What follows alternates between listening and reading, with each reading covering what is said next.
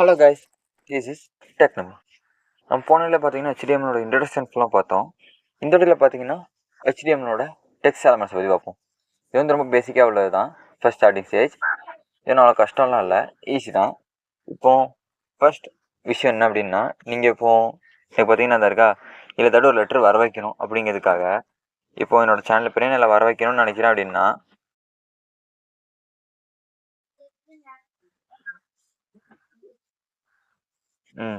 Video அடிச்சுட்டு இது refresh பண்ணி பார்த்தோம்னா நம்ம டெக்ஸ்ட் இது நம்ம அடித்த நேம் இருக்கும்.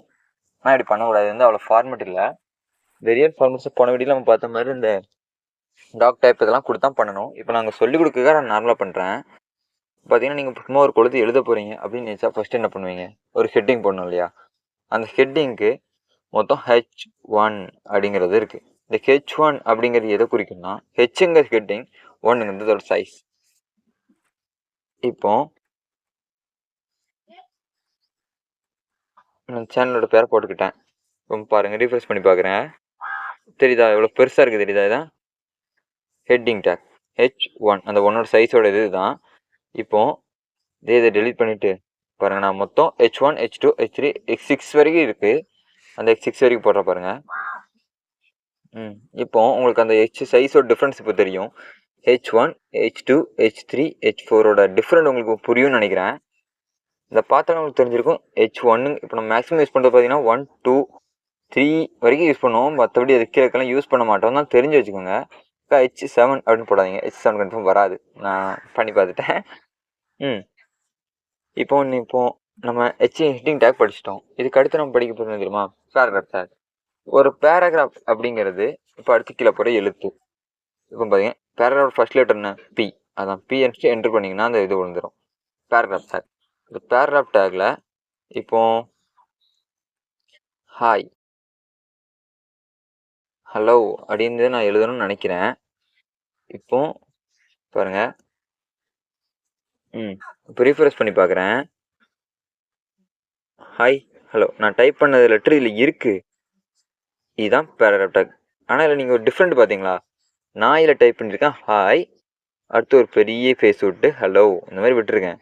ஆனால் இதில் ரெண்டு ஒரே லெட்டர் இருக்குது. இதுலேருந்து என்ன தெரியுது அப்படின்னா, ப்ரௌசர் நீங்கள் எவ்வளோ தான் ஸ்பேஸ் விட்டாலும் சரி, மலை மாதிரி விட்டு போனாலும் அதில் ஒரு ஸ்பேஸ் தான் அதில் கணக்கில் எடுக்கும். நீங்கள் 10 பென்சில் பார்க்க நல்லா இருக்குங்கிறதுக்காக நீங்கள் இதில் விடணுங்கன்னு இதில் விட வராது.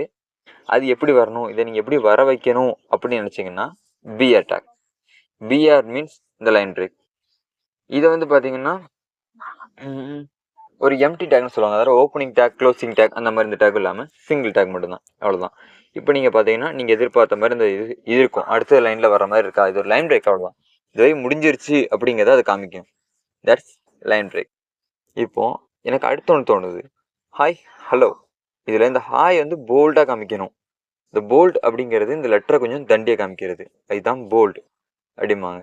இப்போ இந்த ஹாய் வந்து இந்த பி, அதுதான் போல்டாக்கோட இது. இப்போ நான் பி போட்டு அதுக்குள்ளே இருக்கிறத பேட் பண்ணுறேன் பாருங்க. சாரி, ஹாய் ஹாய் நல்லா போல்டாக தெரியுதா? இப்போ இந்த போல்டு மாதிரி இன்னொன்று இருக்குது, அதோட பேர் இட்டாலியன். இட்டாலியன் மீன்ஸ் பார்த்தீங்கன்னா ஒரு சரிஞ்சிருக்க எழுத்து, அந்த சரிஞ்சிருக்கிற மாதிரி, அதாட்ட அந்த இதில் வரும். இப்போ இதே லெட்டரை நான் இட்டாலியனில் போட்டேன் அப்படின்னா அப்படி இருக்குன்னு பாருங்க. இட்டாலியன் அப்படிங்கிறது சரிஞ்சிருக்கும். இப்போ உங்களுக்கு டிஃப்ரெண்ட் தெரியும்னு நினைக்கிறேன். பாருங்க, இந்த டெக்னோமி அப்படிங்கிறது கொஞ்சம் சரிஞ்சு கொஞ்சம் டிசைனாக இருக்க மாதிரி இருக்கா, இதுதான் இட்டாலியன். இது கொஞ்சம் சரிஞ்சிருக்க மாதிரி தெரியும். ஆன்ஸ் இப்போ அடுத்து நம்ம பார்க்க போகிறது எது அப்படிங்கிறது பார்த்தீங்கன்னா,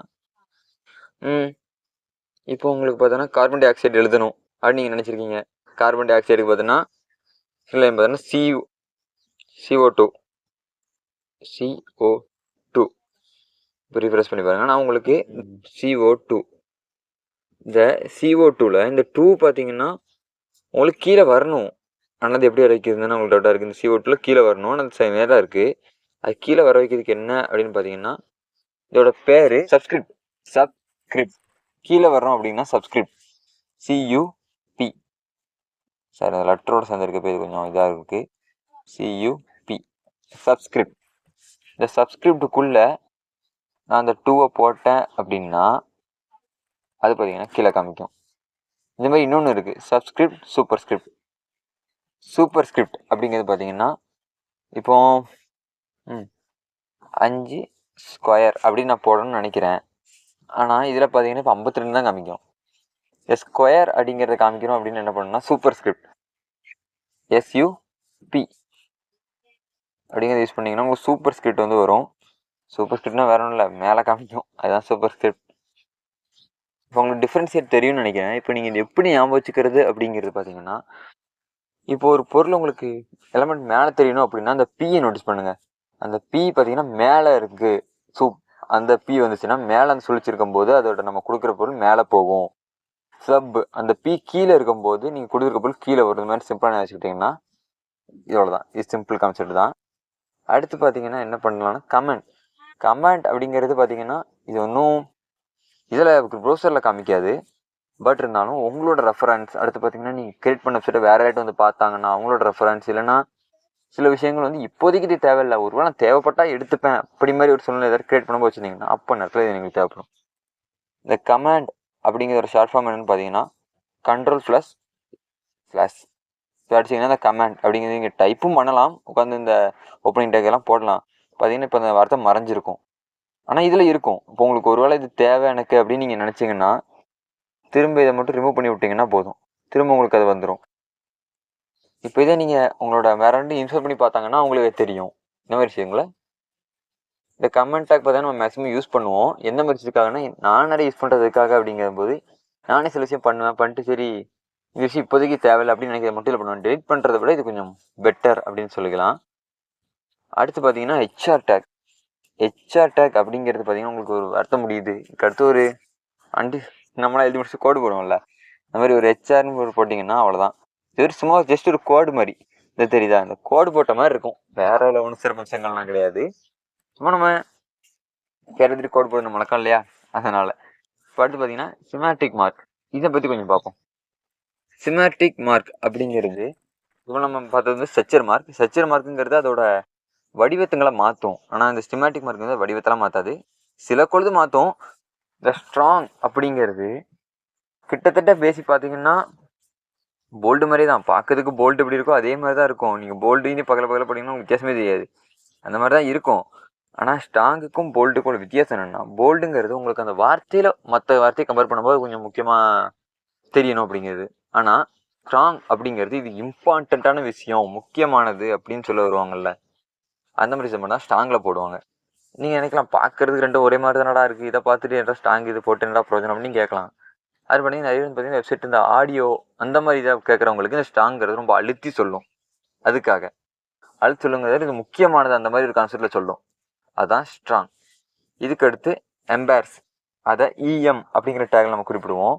இந்த இஎம்ங்கிறது ஒரு விஷயத்தை எம்பேர்ஸ், அதை ரொம்ப அழுத்தமாக இது வந்து இது பண்ணணும் அப்படிங்கிற மாதிரி அழுத்தமாக சொல்லுவோம்ல, அந்த மாதிரி விஷயங்கள் நம்ம இஎம்ல கொடுத்துக்கலாம், அதாவது எம்பேர்சிங். இந்த மாதிரி விஷயமும் அதே மாதிரி தான். இது இட்டாலியனோட இதுன்னு சொல்லுவாங்க, அண்ட் இதுவும் பார்க்க இட்டாலியன் மாதிரியே தான் இருக்கும். ஆனால் ரெண்டுக்குமே இது வந்து வெளியே தெரியாது. ஆனால் நம்ம ஆடியோ ஃபார்மேட் அந்த மாதிரி இது ப்ரோசஸ் கேட்கும்போது இது நமக்கு ரொம்ப ஹெல்ப்ஃபுல்லாக இருக்கும். இப்போ அடுத்து பார்த்தீங்கன்னா அப்ரிவேஷன்.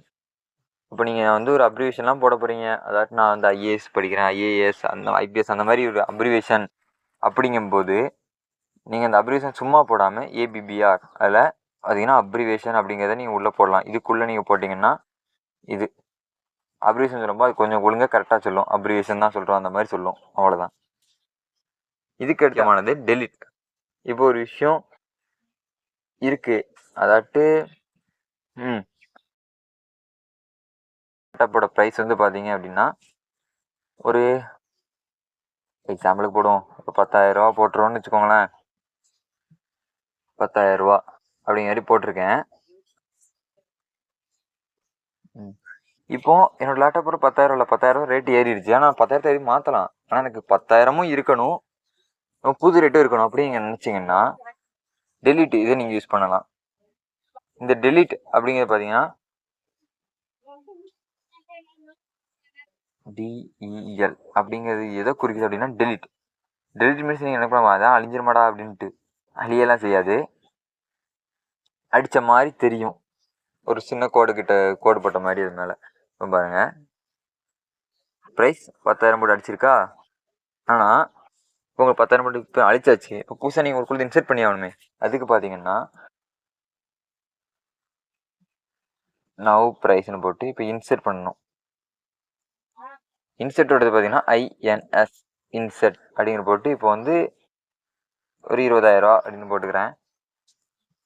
இப்போ உங்களுக்கு தெரியும் பழைய ரேட்டு 10,000 போட்டு அடிச்சுட்டு இப்போ புது ப்ரைஸ் 2,000 அப்படிங்கிற ரேட் அண்டர்லைன் பண்ணி காமிக்கும்.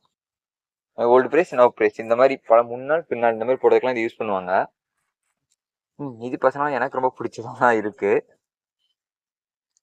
அடுத்து பார்த்தீங்கன்னா எஸ் இந்த சிம்பிளும் யூஸ் இந்த சிம்பிளும் பார்த்தீங்கன்னா ரிலேட்டட் டெலிட் மாதிரியே தான். இப்போ பாருங்கள் போட்டால் எல்லாமே பார்த்தீங்கன்னா அடித்த மாதிரி தான் இருக்கும். இதுவும் டெலிட்டிவ் மாதிரியே தான். இது வேறு அவ்வளோதான். இது ஒவ்வொரு விஷயம். இந்த மாதிரி விஷயம் நம்ம அவ்வளோ யூஸ் பண்ண மாட்டோம் பொதுவாக. நான் தெரிஞ்சு வச்சுக்கோங்க அதனால் சொல்கிறேன். இப்போ பார்த்தீங்கன்னா டெக்ஸ்டோட எலிமெண்ட் முடிஞ்சிருச்சு. இதுக்கு அடுத்த வீடியோவில் பார்த்தீங்கன்னா இது உங்களுக்கு புரியலைன்னா கொஞ்சம் இன்னொரு மட்டும் கேளுங்க. அடுத்த வீடியோவில் நான் உங்களுக்கு எப்படி இன்ஸ்டால் பண்ணணும் கொஞ்சம் டிப்ஸ் ஏதாவது கொடுக்குறதுனா கூட கமெண்ட்டில் சொல்லுங்க. நான் அதை பார்க்குறேன்.